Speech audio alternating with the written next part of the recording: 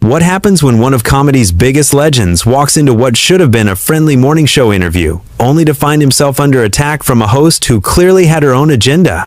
The tension was palpable from the moment Eddie Murphy stepped onto the View set, but nobody, and I mean nobody, could have predicted the explosive confrontation that was about to unfold between him and Joy Behar. This wasn't just your typical celebrity interview gone wrong. This was a masterclass in how quickly things can spiral completely out of control when respect goes out the window. Before we dive into this incredible story, make sure you hit that subscribe button and drop a comment below, because you're going to want to discuss this one with fellow viewers. Eddie Murphy had been making the rounds promoting his latest project, and The View was supposed to be just another stop on a routine press tour. He walked onto the set with his characteristic smile, greeting the panel of hosts with the kind of warmth and professionalism you'd expect from someone who's been in the entertainment industry for over 4 decades.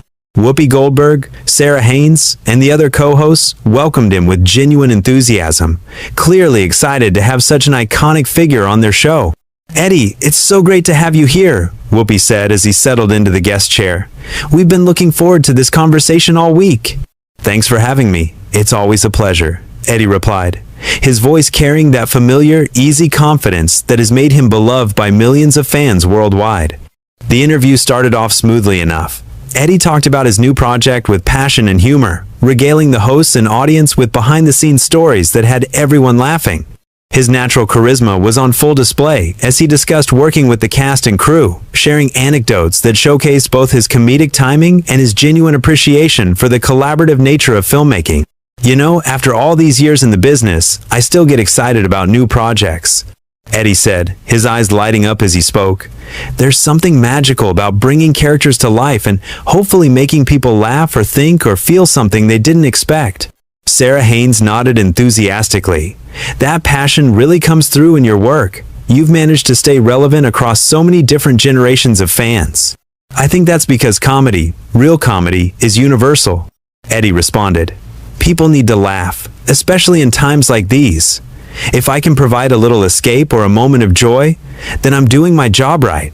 But then, Joy Behar, who had been unusually quiet during the opening portion of the interview, suddenly leaned forward with an expression that suggested she had been waiting for her moment to pounce.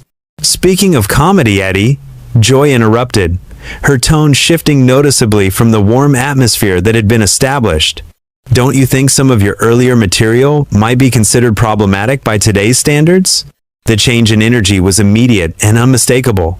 Eddie's smile faltered slightly as he processed the unexpected turn the conversation had taken. The other hosts exchanged glances, clearly sensing that Joy was steering the interview into potentially dangerous waters. "I'm sorry, what do you mean exactly?" Eddie asked, maintaining his composure but clearly caught off guard by the aggressive shift in tone. Joy pressed on, seeming to relish the uncomfortable moment she had created. "Well, there are jokes in your old stand-up routines that some people might find offensive. Don't you think you owe your fans an apology for that kind of content?" "Joy," Whoopi interjected gently, trying to redirect the conversation back to safer ground. "Maybe we should focus on Eddie's current work." But Joy wasn't backing down. If anything, Whoopi's attempt at intervention seemed to embolden her further. "No, I think this is important to address. In this climate of accountability, shouldn't public figures take responsibility for their past mistakes?" Eddie straightened in his chair, his expression hardening as he realized this wasn't going to be the friendly promotional interview he had signed up for. "Mistakes? Hold on a minute, Joy. Let's be very clear about something here. I've been doing comedy for over 40 years, and I've always pushed boundaries. That's what comedians do. But at whose expense?" Joy shot back, her voice rising slightly. "Some of those boundaries you pushed hurt people. Comedy has always been about examining society, including its flaws and contradictions," Eddie replied, his voice remaining steady but with an underlying edge that suggested his patience was beginning to wear thin. "If we start censoring art retroactively based on evolving social standards, where does that end?" Joy leaned back in her chair with a satisfied smirk, clearly feeling like she had Eddie on the defensive. "So you're saying you have no regrets about any of your past material?" "I'm saying that I'm proud of my body of work," Eddie responded firmly. "I've grown as a person and as a performer over the decades, just like everyone else. But I'm not going to sit here and apologize for making people laugh or for being part of comedy history." The tension in the studio was becoming palpable. Audience members were shifting uncomfortably in their seats, and the other hosts were clearly struggling with how to handle the increasingly hostile dynamic that Joy had created. "That's a very convenient way to avoid accountability," Joy said with barely concealed contempt. Eddie's jaw tightened visibly. "Convenient? You think it's convenient to have someone ambush me on what was supposed to be a friendly interview to promote my work? You think it's convenient to have my entire career reduced to whatever talking points you decided to prepare before I walked in here?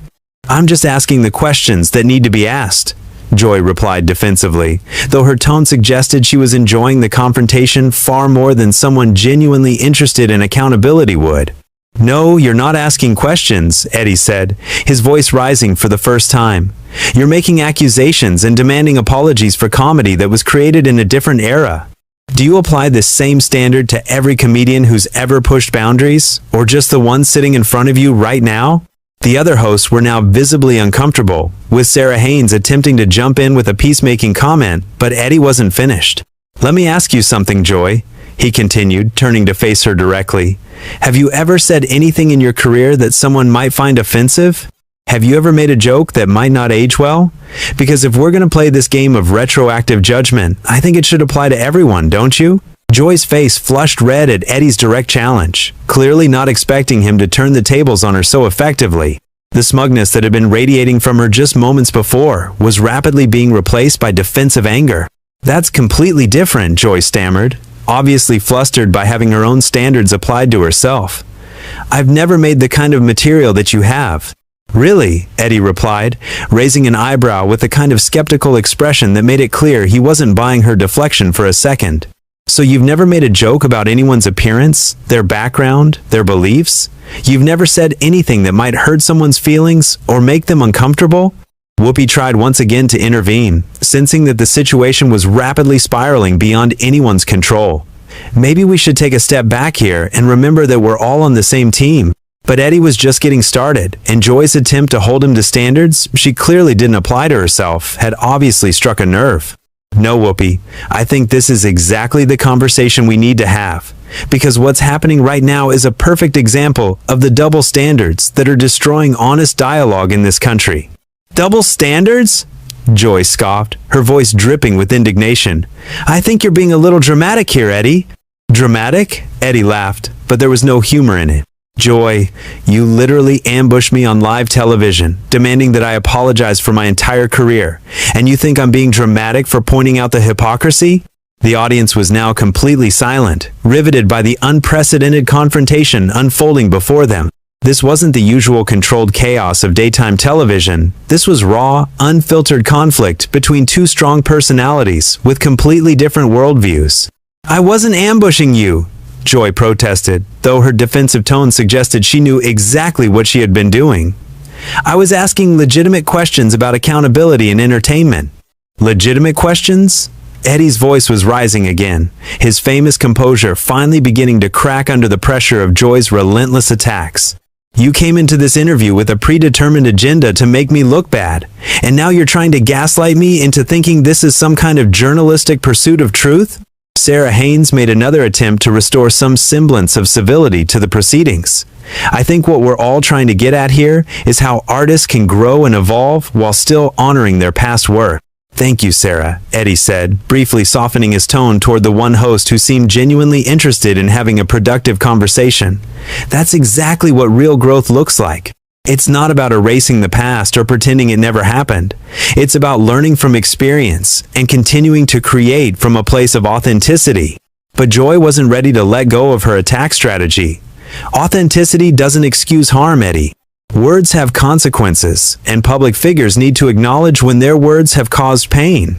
"And there it is," Eddie said, his voice now filled with a mixture of frustration and disappointment. "The assumption that comedy, by its very nature, is supposed to cause harm. Do you understand what comedy actually is, Joy? Do you understand its purpose in society? I understand that comedy can be used to marginalize people and reinforce harmful stereotypes." Joy shot back, clearly feeling like she was on solid ground with her social justice talking points. "Comedy can also be used to challenge power structures, to speak truth to authority, and to help people process difficult realities through laughter," Eddie countered. "But I guess that doesn't fit your narrative, does it?" The other hosts were now looking increasingly desperate to find a way out of the hostile spiral that the interview had become. Whoopi, who had remained relatively quiet during the escalating conflict, finally decided to take a more direct approach. "Listen, both of you," she said firmly, using the authoritative tone that had made her successful as a moderator for years. "We're all adults here, and we can disagree without tearing each other apart." "Whoopi's right," Sarah added quickly. "There's room for different perspectives on these issues." But Joy seemed determined to have the last word, unable to resist one final jab at Eddie. "I just think that when you have a platform as big as yours, you have a responsibility to use it thoughtfully." That comment proved to be the final straw for Eddie, who had clearly reached his breaking point with Joy's sanctimonious lecturing. "A responsibility to who, Joy? To you? To whatever committee decides what's acceptable this week? Or to the millions of fans who have supported my work for 4 decades?" "To society," Joy replied pompously, apparently oblivious to how condescending she sounded. "Society?" Eddie's voice was now filled with incredulous anger. "You think you speak for society? You think your personal opinion about what's appropriate somehow represents the views of hundreds of millions of people?" "I think I speak for people who believe in basic human decency," Joy said, doubling down on her self-righteous position. "Basic human decency?" Eddie repeated, his voice getting louder with each word. "Is it basic human decency to ambush a guest on your show? Is it basic human decency to attack someone's life's work without any context or nuance? Is it basic human decency to demand apologies for art that was created decades ago under completely different cultural circumstances?" Joy's face was now bright red, and her voice was shaking with anger as she realized that her attempt to put Eddie in his place had completely backfired. "I don't have to sit here and be lectured by someone who built their career on offensive material.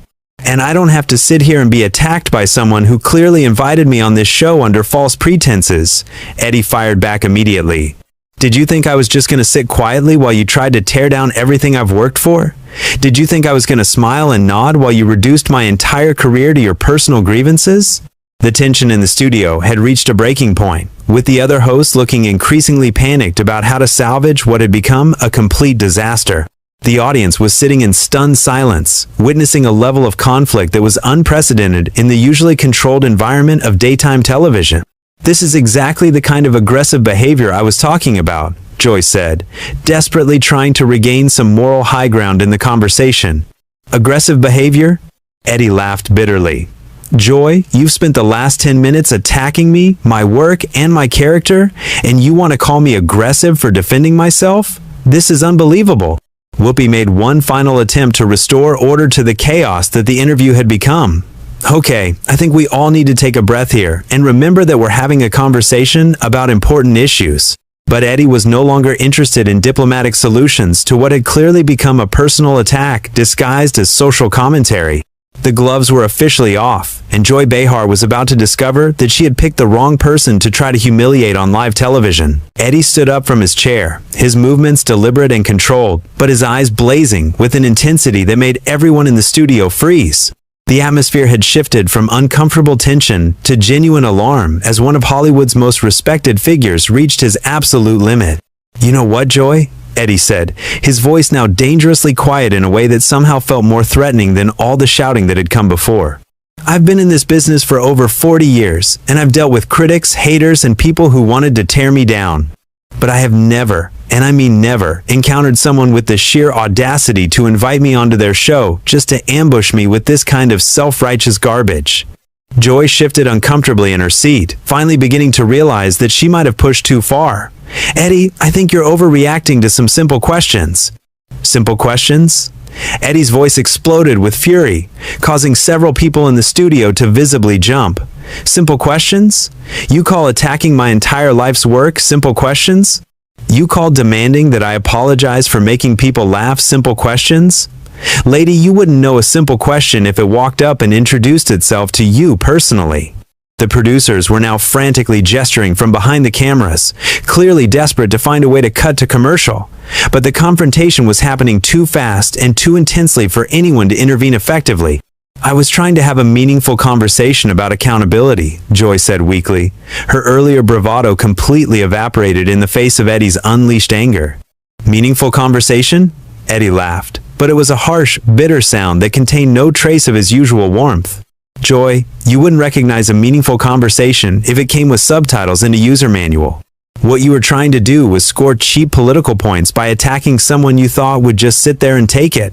Whoopi was now standing as well, clearly recognizing that the situation had moved far beyond anything that could be managed through normal hosting techniques. Eddie, maybe we should all just calm down for a minute. No, Whoopi, Eddie said, turning to address her directly while still maintaining his furious energy.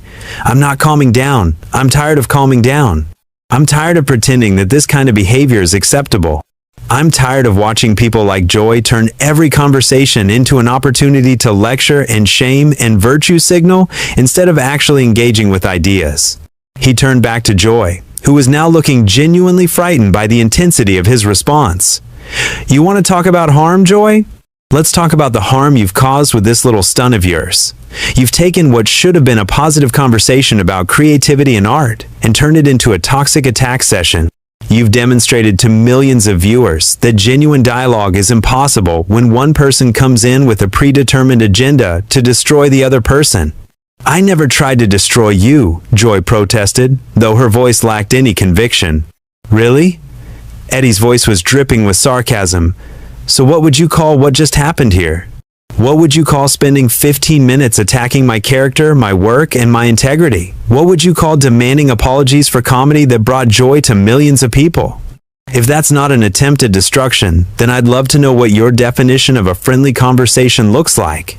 Sarah Haynes made one last desperate attempt to salvage something from the wreckage of the interview. I think there might be some miscommunication happening here. No miscommunication, Sarah, Eddie said, his tone softening slightly when addressing her but remaining razor-sharp when he glanced back at Joy. This was a very deliberate and calculated attack. Joy knew exactly what she was doing when she prepared those questions. She knew exactly what kind of reaction she was hoping to provoke. The only miscalculation was thinking that I would just sit there and let her get away with it. Joy made one final attempt to regain some semblance of control over the situation she had created. I think you're being paranoid, Eddie. Not everything is a conspiracy against you. That comment proved to be the absolute worst thing she could have said at that moment. Eddie's eyes widened with a level of fury that seemed to surprise even himself. Paranoid? He roared, his voice now filling the entire studio. Paranoid? Joy, you just spent 20 minutes systematically attacking everything I've built in my career, and you want to call me paranoid for noticing? You think gaslighting me is going to work here? You think I'm going to question my own perception of reality because you say so?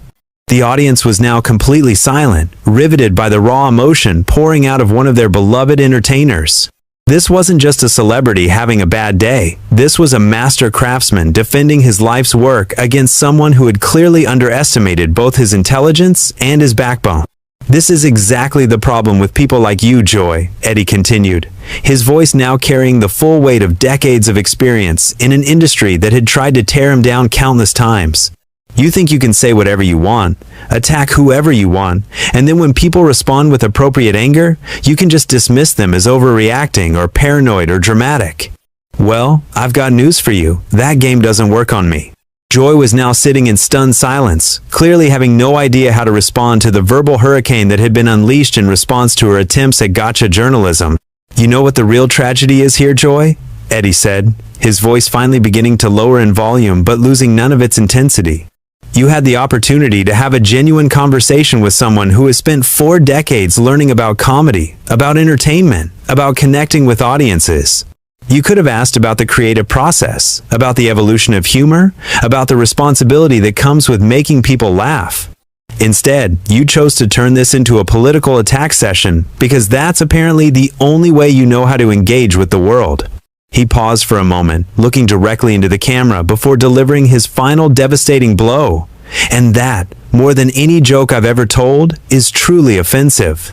The studio remained in absolute silence for several long seconds as the weight of Eddie's words hung in the air. Finally, Whoopi cleared her throat and attempted to restore some semblance of normalcy to the proceedings.